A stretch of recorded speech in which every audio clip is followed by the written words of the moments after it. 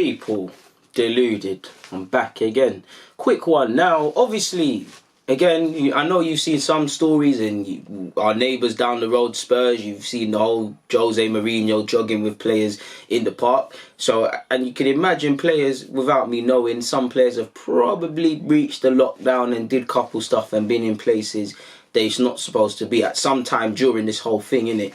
But we know since it's sadly this COVID-19 thing that's come about, it's harmed a lot of people and it's really crippled not only England, the nation I live in, but the world really. It's stopped just basic services, shops, just the economy from flowing and people from working their jobs, people.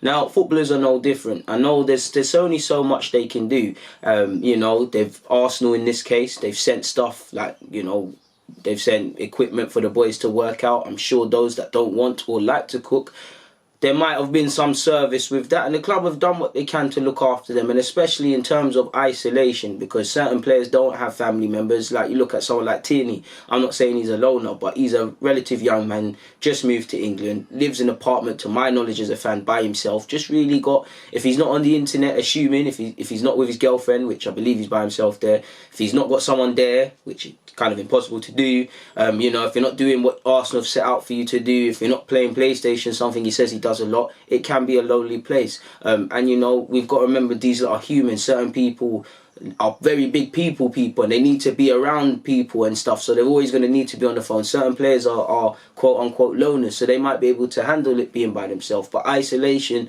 single isolation to a degree, starts to become a prison. And obviously as humans we struggle being locked down and caged, and we become a bit restless, so they must be going through enough emotions. So I know there's only so much work the boys can do, people, and our Arteta can do, beyond you hearing, sending video analysis, talking them through what they can and can't do, or should and shouldn't do on a pitch, what they could have done better. Speaking, what he said, he's been speaking a lot with people, mainly 1v1, sometimes in small groups, which I believe is a good thing, because you can build up a more intimate relationship with Arteta. You can probably see the players in a different light. Certain players might be more, shed light on certain more things away from a group, just like humans would. So it's positive, people. But then it got me thinking, and again, there's no substitute for being out there and physically practicing. But, you know, remotely via Zoom or something, an app I've been using to bring you a lot of videos, could it be worth, and I don't know how to make this make sense, but again, collectively, they're all obviously watching video footage together and seeing what they could have done. But could it be worth, if he hasn't done it, setting some homework? Because I look at someone like Bellerin and Pepe.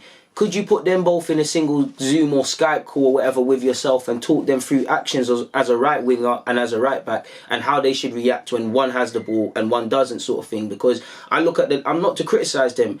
You could do it on the left hand side as well with Tierney and whoever's going to play on the left. There's many combinations on the left, as you know. There's a Aubameyang in the mix. There's about 2 left backs in Tierney and Kolasinac, and a left back and a half, a sort of half winger, half left back in Saka, and that he plays both. There's Martinelli. There's a bag of things you can do on the left hand side, in which this logic applies. But you look on the right hand side, Pepe's had a tough time with injury, and Pepe's had a tough time with his form and stuff. Bellerin's been injured.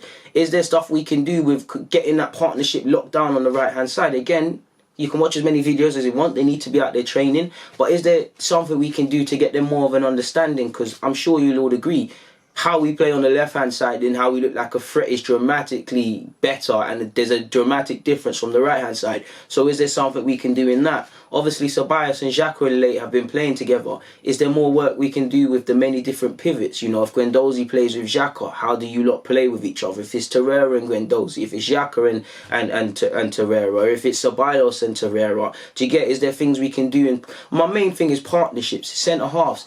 Can we show some footage on Marie and Louise, how they both react, how they both made mistakes, how they both should react to each other, and the many different sort of partnerships you can sit here and talk about, people? It really got me thinking, is there an opportunity to do that? You could even look at it collectively. Could Arteta get all the boys on a Skype call, like the back five, including Leno, and who is going to be the first choice 4 in front of Leno?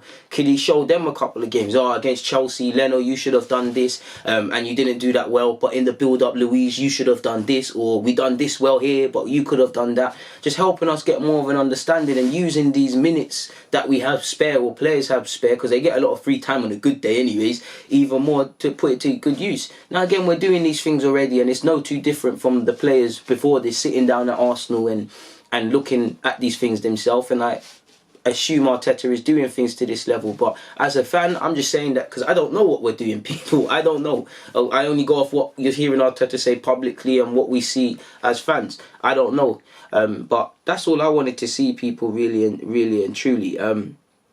So yeah, I'm going to get out of here. On that note, though, people, deluded, I'm out.